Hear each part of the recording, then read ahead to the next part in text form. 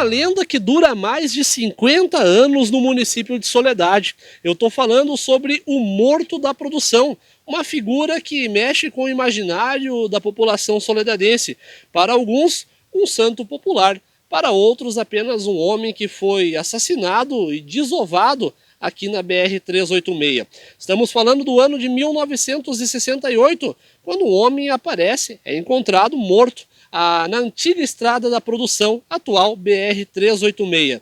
De lá para cá, muitas pessoas acabaram colocando ele, então, como uma figura santa, uma figura que opera milagres. Mas quem será que foi o homem que está enterrado aqui no cemitério de Soledade, conhecido como o Morto da Produção? Nesse quadro de hoje, nessa matéria especial, vamos falar um pouquinho sobre essa figura ilustre que mexe com o imaginário da população soledadense.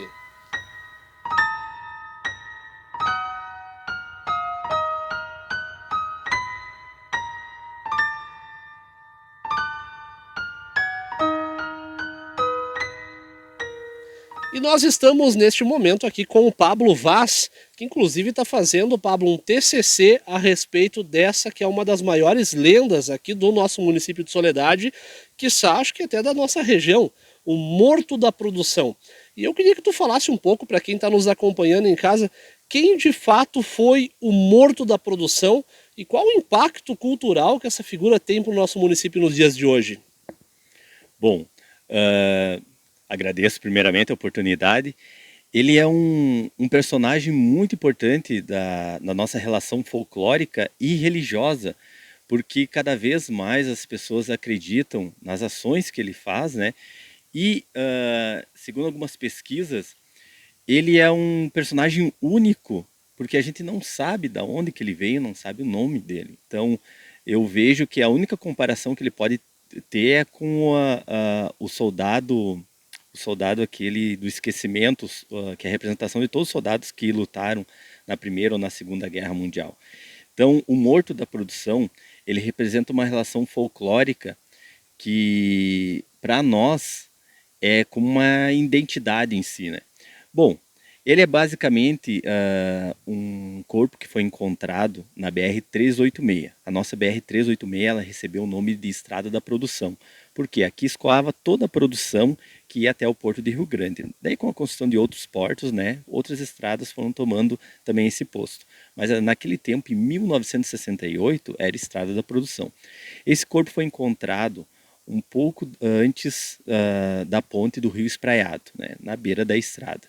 Então, ele, segundo o seu Dácio de Azambuja, que era o policial da época, né, ele foi encontrado lá, quase na entrada do Rincão dos Lauter, e ele tinha sinal que ele tinha um relógio que foi roubado, pelo jeito tinha carteira, era uma pessoa bem arrumada, bem apessoada, o bigode aparado, os cabelos bem penteados, então não era um andarilho, né?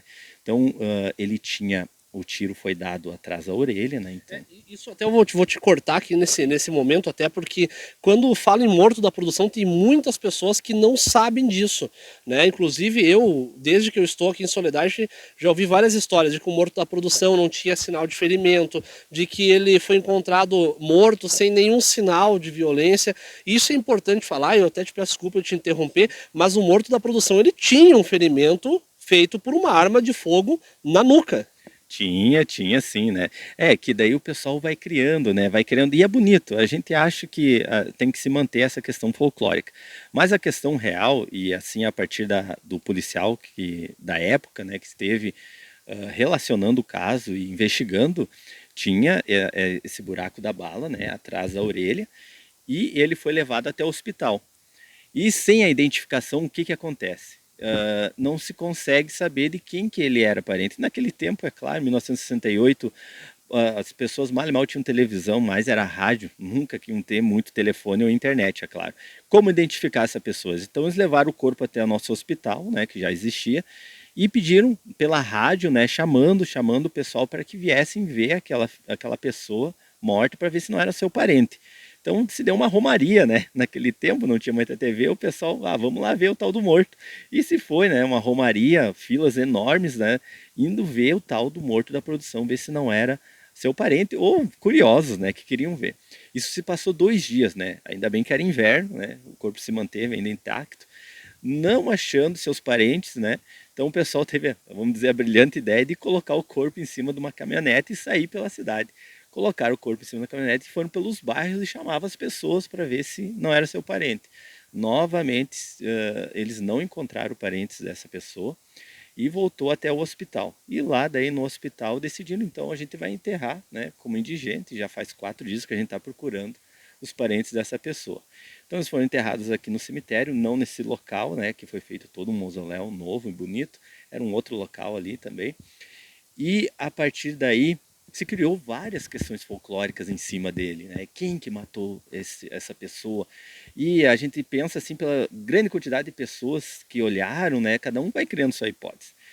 É importante a gente falar que quando encontram o corpo dele, né, com esse ferimento num aterro, pelo que foi nos passado, se cria essa busca, né, se inicia essa busca por tentar, e eu acho que isso seria assim nos dias de hoje. Vamos tentar descobrir quem é essa pessoa, quem são seus parentes, e até para quem está em casa entender, a Polícia Civil da época, acredito que tenha sido a Polícia Civil, começa então essa investigação, quem seria esse cidadão, né? Lembrando que a gente está falando de 1968, não é como hoje, tu vê as digitais, tu já busca num banco de dados, tu já consegue identificar se essa pessoa teve ou não passagem pela polícia. Naquela época a gente está falando há quase mais 50 anos atrás, né? 50 anos atrás aí não havia toda essa tecnologia, esse aparato. Então foi colocado ele então em um caminhão, né, para tentar descobrir se alguém reconhecia de olhar ele. Sim. E é isso que é importante falar, porque até aqui atrás a gente tem a imagem do morto da produção e ele tem os olhos abertos, e essa foto é uma foto pós-mortem, né? Essa foto foi tirada dele morto já. Sim, sim, é muito interessante até porque o seu Dácio da Zambuja, que foi o policial da época, ainda está vivo, graças a Deus, né, para nos contar essa história.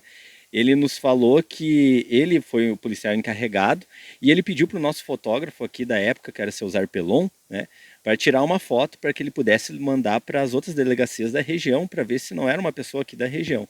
E daí pediu para o seu Zarpelon abrir os olhos dele, e o seu Zarpelon disse, não, eu não vou encostar nesse morto. Então o seu Dácio foi lá, abriu os olhos dele e tirou essa foto, né? Daí essa foto é o único registro que a gente tem dele, né? Essa foto foi publicada tanto no jornal O Paladino e foi mandado, segundo o seu Dácio, para todas as delegacias da região e muitas do estado para ver se reconheciam ele. Depois dessa falta de uma volta, assim, dizer, ó, reconheço, é daqui, então eles pensaram, vamos enterrar ele como indigente. Então eles vão enterrar aqui no nosso cemitério municipal, né? E daí começa a criar esses boatos, né? Algumas pessoas falam que uma família ali de perto do espraiado estava em decadência e que esse senhor seria um mascate viajante que vendia joias, ternos de Casemira e foi morto por eles e roubado a toda a sua mercadoria, né, e o corpo atirado ali. Bom, essa teoria ela é popular porque não segue a investigação do seu Dácio de Azambuja. Seu Dácio, ele fala muito na relação em que ele era um taxista, porque ele fala que um dos braços era mais bronzeado que o outro, né? Ele tinha um sapato novo e o sapato da perna direita estava mais desgastado no meio, isso quer dizer por causa do acelerador.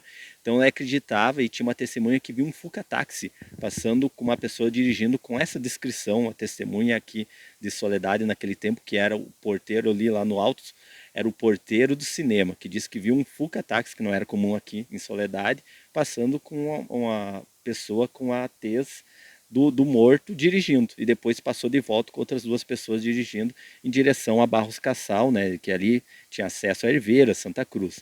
Então o seu Dácio vai mandar as fotos para essas cidades e não vai ter nenhuma resolução. Mas é muito interessante assim, porque o meu trabalho de mestrado, ele tem o objetivo principal de não elucidar um crime, né, lá de 1968, mas sim de questionar como que uma pessoa sem identidade virou um santo. E ele é considerado um santo para a nossa cidade. E a minha teoria, assim, buscando relatos da época, porque não tem algo palpável, né? A religião não é algo palpável, sim, é algo popular. Então eu busquei relatos de pessoas da época, que são memórias orais, e comparei várias, né? Busquei muito a questão de jornais da época, nós temos no nosso museu histórico lá vários jornais da época, e juntando essas peças, eu criei uma teoria, né? Olhando o jornal da época, isso, 68, 69, 70, 71, Soledade passava por uma grande dificuldade econômica, porque muitas cidades estavam se desmembrando, Fontoura fazia parte de Soledade, estava se desmembrando, Arvorezinha, e algumas outras cidades. E então, a nossa arrecadação diminuiu muito.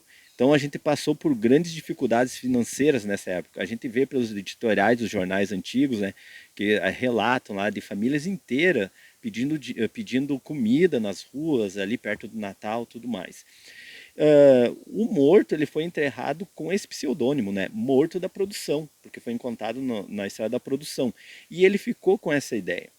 A minha teoria é que as pessoas que visitavam o cemitério, inicialmente eles se questionavam, né, porque foi algo assim muito marcante para a cidade, ver passar aquela caminhonete com aquele defunto e ficar marcado aquele morto. Então, quando eles vinham no cemitério fazer os préstimos a seus parentes, com certeza eles vinham e perguntavam onde é que está enterrado o morto. Aquele que passou com a caminhonete, aquele que eu fui visitar no hospital. Ah, eu vou botar uma florzinha lá, coitadinho, ninguém veio por ele, né? Então começou essa pequena comoção. E aos poucos, juntando essa dificuldade financeira e ligando o nome dele produção, as pessoas começaram a oferecer uma flor, uma vela, e começaram também a pedir: ó, morto da produção, se você é esse que representa a nossa produção, me ajude a conseguir um emprego. Então, as primeiras promessas que iniciou, segundo os contos populares, foi para conseguir emprego, conseguir trabalho, para que a empresa fosse bem, para que tivesse bastante lucro. Então, aos poucos, essa situação foi acontecendo. E foi acontecendo essa relação de milagres, as pessoas, de certa forma, foram atendidas, né, a partir dos seus pedidos, e os pedidos, a partir que foram atendidos, foram aumentando. Então, se misturou duas formas: a comoção por aquele ser que foi encontrado sem parente algum, né, sozinho no mundo, mesmo que seja um corpo em si, uma alma, e a necessidade social, histórica da época, que era a questão da dificuldade de emprego. Então, aos poucos, foi acontecendo essa situação, as pessoas foram atendidas e começou a se modificar a partir que mais pessoas acessam essa ação milagrosa dele, elas vão pedindo mais coisas. Então, pessoas pediram curas de doenças, as pessoas pediram também que ganhasse prêmios. Eu tenho relatos de pessoas que pediram para ganhar na rifa da Santa Rita e ganhou. Fez promessa para o morto da produção. Então, são várias. No momento que vai aumentando os tipos de pessoas, os pedidos vão aumentando. E, de alguma forma, foram atendidos. Tanto que, quando eu fui fazer a minha tese, foi em 2015, eu iniciei minha tese. Eu fiquei, não era aqui, né, na hora da parte do cemitério, eu fiquei em finados, de meio-dia até as 4 horas da tarde, do lado da sepultura dele. Claro, um pouco para o lado, assim, para não incomodar as pessoas que visitavam. Eu contei, foram 38 pessoas que visitaram em 4 horas o túmulo dele. As pessoas que eu mais conhecia, assim, depois que elas faziam seus préstimos, suas rezas, né, eu chegava e perguntava: ó, como é que tu conhece essa lenda? Como é que você conheceu essa história desse senhor? Ah, meu pai falava, minha mãe falava, minha tia falava, quando eram pessoas de mais idade. Ah, eu lembro, eu vi, né? E como que surgiu a promessa? Ah, eu venho aqui e faço promessa a ele para qualquer coisa e ele me atende, né? Para o meu filho parar de beber, para curar a doença do meu tio. Ah, eu perdi um negócio, uma pulseira, um celular, eu venho aqui, faço a promessa e sou atendido. Então veja só como que se cria a partir das necessidades, né, da população, e as pessoas se identificam com ele, se identificaram com a causa dele, né? Se identificaram com uma grande comoção e a partir daí começaram a fazer as promessas. Então, naquele tempo que eu fiquei, vinham pessoas levar uma plaquinha com cura de câncer, né? Eu fui curado pelo câncer por causa da promessa que eu fiz ao morto da produção. Então, é uma fé muito grande que nós temos, né? É uma criação folclórica magnífica que deve ser mantida e cultivada, que cada vez mais as pessoas possam vir fazer os seus préstimos, né? Que a gente possa falar a história na qual tem a relação verídica, que é a dos autos, né, civil, mas a gente tem que deixar também que as pessoas elas possam criar da forma como quiser. Como outras pesquisas que eu fiz agora, há pouco tempo que eu continuo pesquisando, um relato que eu nunca tinha ouvido falar, que disseram que O morto, ele assombrava a 386, por isso que estava dando tanto acidente. Daí disseram, minha avó disse que ele estava assombrando a 386 porque estava dando bastante acidente. Mas logo que ele é assassinado na 386, logo quando asfaltam, né? Ela foi asfaltada em 65, 66, se não me engano. E daí é claro, né, com o aumento da velocidade da via, aumenta os acidentes. Mas eles ligam também a uma vingança, às vezes, do morto, né? Essa parte de vingança eu nunca tinha ouvido falar. Então, eu agradeço muito a oportunidade de vocês e gostaria que se mais pessoas tivessem relatos das suas vidas, de promessas, ou que viram passar o carro, ou que foram visitar o corpo dele, eu gostaria muito de saber para acrescentar nesse trabalho, que logo vai estar à disposição também, né? Esse trabalho vai estar à disposição no nosso Museu Municipal para que as pessoas acessem e possam cada vez mais aumentar e melhorar essa história que é magnífica e única de Soledade. Pablo, para finalizar, o morto da produção continua até os dias de hoje sem nome. Ninguém descobriu ainda a identidade dele. Não, ninguém conseguiu descobrir até quando eu iniciei o meu trabalho, né? Eu tentei novamente, daí relacionei, coloquei nas mídias sociais, que agora com as mídias sociais, coloquei nas mídias sociais, mandei para municípios, para Santa Cruz, Barros Cassal, Herveiras, para quem sabe, né, agora com as mídias sociais possa ter um certo reconhecimento de algum desaparecido lá da década de 60. Eu botei, essa pessoa foi desaparecida na década de 60, para que as outras cidades o tratem como um desaparecido, que quem sabe a gente pudesse relacionar. Mas não, infelizmente não tive nenhuma resposta, né? Mas felizmente a gente tem uma linda história, né, para nós cultivar e que representa muito da nossa cultura. Tá aqui então uma história, uma lenda, né, que envolve fé, infelizmente um assassinato, um crime que ocorreu em 68, 55 anos atrás, em que esse cidadão permanece descansando em solo soledadense e operando fé, segundo aqueles que acreditam então na sua história. Com imagens de Cauã, o jornalista Fernando Cooper.